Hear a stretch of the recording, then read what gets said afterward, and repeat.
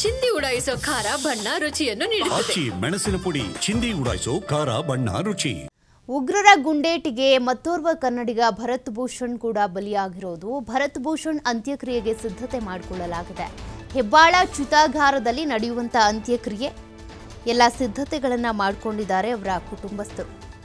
ಭರತ್ ಭೂಷಣ್ ಕೂಡ ಉಗ್ರರ ಗುಂಡೇಟಿಗೆ ಬಲಿಯಾಗಿದ್ದು ಅವರ ಅಂತ್ಯಕ್ರಿಯೆಗೆ ಬೇಕಾಗಿರುವಂಥ ಎಲ್ಲ ವ್ಯವಸ್ಥೆಯನ್ನು ಕೂಡ ಮಾಡಿಕೊಳ್ಳಲಾಗಿದೆ. ಹೆಬ್ಬಾಳ ಚಿತಾಗಾರದಲ್ಲಿ ಅವರ ಅಂತ್ಯಕ್ರಿಯೆ ನಡೆಯುತ್ತೆ.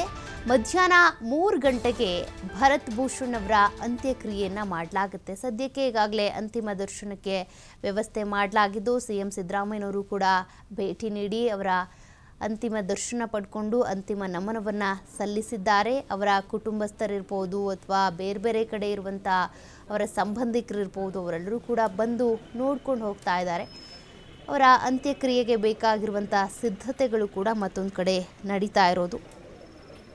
ಬಹಳ ಭೀಕರವಾಗಿ ಆದಂಥ ದಾಳಿಯಲ್ಲಿ ಮತ್ತೋರ್ವ ಕನ್ನಡಿಗ ಭರತ್ ಭೂಷಣ್ ಅವರು ಕೂಡ ನಿಧನರಾಗಿದ್ದು, ಗುಂಡೇಟಿಗೆ ಬಲಿಯಾಗಿದ್ದು. ಅಂದರೆ ಅವರನ್ನು ಕೂಡ ಇದೇ ರೀತಿಯಾಗಿ ಕೇಳಿದ್ರಂತೆ, ಹಿಂದೂ ನಾ ಮುಸ್ಲಿಂ ಆಗಿದ್ರೆ ಬಿಟ್ಬಿಡ್ತೀನಿ ಹೇಳು ಅಂತೇಳಿ. ಅಂದರೆ ಅವರ ಅತ್ತೆ ನಿನ್ನೆ ಮಾತನಾಡುವಂಥ ಸಂದರ್ಭದಲ್ಲಿ ಅದನ್ನು ಹೇಳಿ ಕಣ್ಣೀರಿಟ್ಟು ಮಾತನಾಡ್ತಾ ಇದ್ದಿದ್ದು.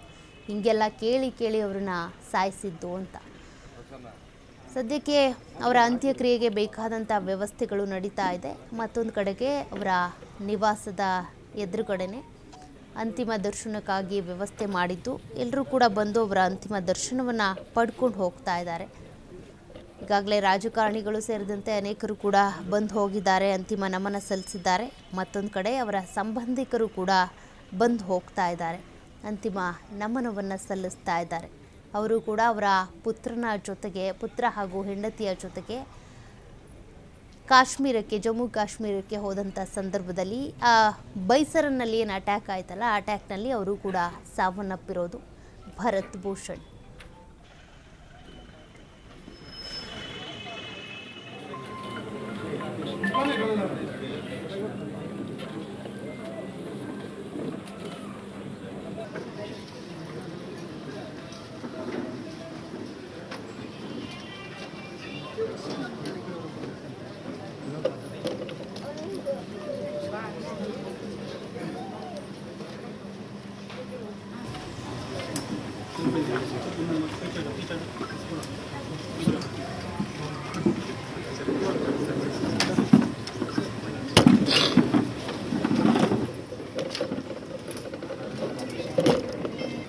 ಟ್ರೈ பண்ணி அவன்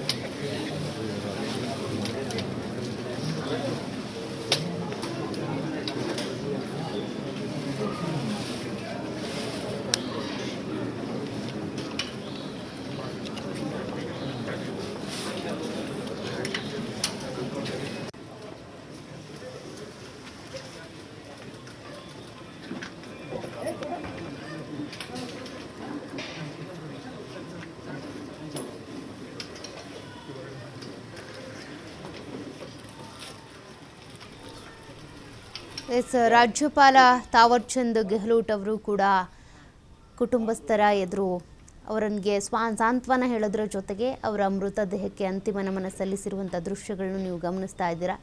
ರಾಜ್ಯಪಾಲ ತಾವರ್ಚಂದ್ ಗೆಹ್ಲೋಟ್ ಅವರು ಕೂಡ ಅಂತಿಮ ದರ್ಶನವನ್ನು ಪಡ್ಕೊಂಡು ಅಂತಿಮ ನಮನವನ್ನು ಸಲ್ಲಿಸಿರೋದು. ಗುಂಡೇಟಿಗೆ ಬಲಿಯಾಗಿರುವಂಥ ಭರತ್ ಭೂಷಣ್ ಅವರ ಕುಟುಂಬಸ್ಥರಿಗೆ ಒಂದಷ್ಟು ಸಾಂತ್ವನದ ಮಾತುಗಳನ್ನು ಹೇಳಿದ್ದಾರೆ. ಭರತ್ ಭೂಷಣ್ ಅವರು ಮೂಲತಃ ಹಾವೇರಿ ಜಿಲ್ಲೆಯ ರಾಣೆಬೆನ್ನೂರು ಮೂಲದವರು, ಆದರೆ ಬೆಂಗಳೂರಿನ ಈ ಸುಂದರ ನಗರದಲ್ಲಿ ನಿವಾಸಿಯಾಗಿದ್ದರು. ಅಲ್ಲಿ ಅವರು ಭದ್ರಪ್ಪ ಲೇಔಟ್ನಲ್ಲಿ ಒಂದು ಡಯಾಗ್ನೋಸ್ಟಿಕ್ ಸೆಂಟರನ್ನು ಕೂಡ ಇಟ್ಕೊಂಡಿದ್ರಂತೆ. ಅವರು ಸಾಫ್ಟ್ವೇರ್ ಇಂಜಿನಿಯರ್ ಆಗಿದ್ದರು, ಅದಾದ ನಂತರ ಡಯಾಗ್ನೋಸ್ಟಿಕ್ ಸೆಂಟರನ್ನು ಇಟ್ಕೊಂಡಿದ್ರಂತೆ. ಹೀಗೆ ಹೆಂಡತಿ ಮತ್ತು ಮಗುವಿನ ಜೊತೆಗೆ ಕಾಶ್ಮೀರ ನೋಡ್ಕೊಂಡು ಬರೋಣ ಅಂತೇಳಿ ಹೋದಂಥವರು ಪಾಪ ಹೆಣವಾಗಿ ವಾಪಸ್ ಬಂದಿರೋದು. ಅವರ ತಂದೆ ನಿವೃತ್ತ ಶಿಕ್ಷಣ ಉಪನಿರ್ದೇಶಕರಾಗಿದ್ದರು.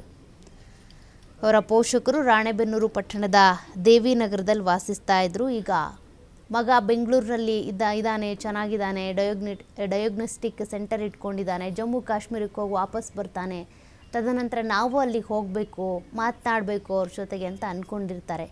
ಬಟ್ ಈ ರೀತಿ ಮಗ ಹೆಣ ಆಗಿ ಬರ್ತಾನೆ, ಬೆಂಗಳೂರಿಗೆ ನಾವು ಆತನ ಮೃತದೇಹ ನೋಡೋದಕ್ಕಾಗಿ ಅಂತ್ಯ ಸಂಸ್ಕಾರಕ್ಕಾಗಿ ಹೋಗಬೇಕು ಅಂತ ತಂದೆ ತಾಯಿ ಎಣಿಸಿರಲಿಲ್ಲ.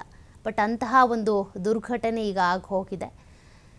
ಎಲ್ಲರೂ ಕೂಡ ಅವರ ಮನೆ ಎದುರುಗಡೆ ಬಂದಿದ್ದಾರೆ, ಸಾಂತ್ವನ ಹೇಳ್ತಾ ಇದ್ದಾರೆ. ಒಂದು ಕಡೆ ಮಂಜುನಾಥ್ ಅವರು ಸಾವನ್ನಪ್ಪಿರೋದು, ಮತ್ತೊಂದು ಕಡೆ ಭರತ್ ಭೂಷಣ್, ಅದೇ ರೀತಿಯಾಗಿ ಆಂಧ್ರ ಪ್ರದೇಶದ ಮೂಲದವರಾದಂಥ ಮಧುಸೂದನ್ ಅವರು, ಹೀಗೆ ಒಟ್ಟು 3 ಜನರು ಕೂಡ ಅಂದರೆ ಬೆಂಗಳೂರಿನಲ್ಲಿ ವಾಸಿಸ್ತಾ ಇದ್ದಂಥವ್ರು. ಒಬ್ಬರು ಮಂಜುನಾಥ್ ಅವರು ಶಿವಮೊಗ್ಗ ನಿವಾಸಿ, ಬೆಂಗಳೂರಿನಲ್ಲಿ ವಾಸಿಸ್ತಾ ಇದ್ದಿದ್ದು ಭರತ್ ಭೂಷಣ್ ಮತ್ತು ಮಧುಸೂದನ್. ಇವರು 3 ಕೂಡ ಸಾವನ್ನಪ್ಪಿರೋದು. ಅವರ ಮೃತದೇಹಗಳನ್ನ ಈಗಾಗಲೇ ನಿನ್ನೆ ಸಂತೋಷ್ ಲಾಡ್ ಅವರು ಹೋಗಿ ಎಲ್ಲ ನೋಡಿಕೊಂಡು ಮೃತದೇಹಗಳ ಗುರುತನ್ನು ಪತ್ತೆ ಹಚ್ಚಿ ಕರ್ನಾಟಕಕ್ಕೆ ವಾಪಸ್ ತೆಗೆದುಕೊಂಡು ಬಂದು ಅವರ ಕುಟುಂಬಸ್ಥರಿಗೆ ಸಾಂತ್ವನ ಹೇಳಿ ಮತ್ತು 178 ಅಲ್ಲಿದ್ದಂಥ ಕನ್ನಡಿಗರನ್ನು ಕೂಡ ವಾಪಸ್ ತರುವಂಥ ಕಾರ್ಯಾಚರಣೆಯೂ ನಡೆದಿದೆ.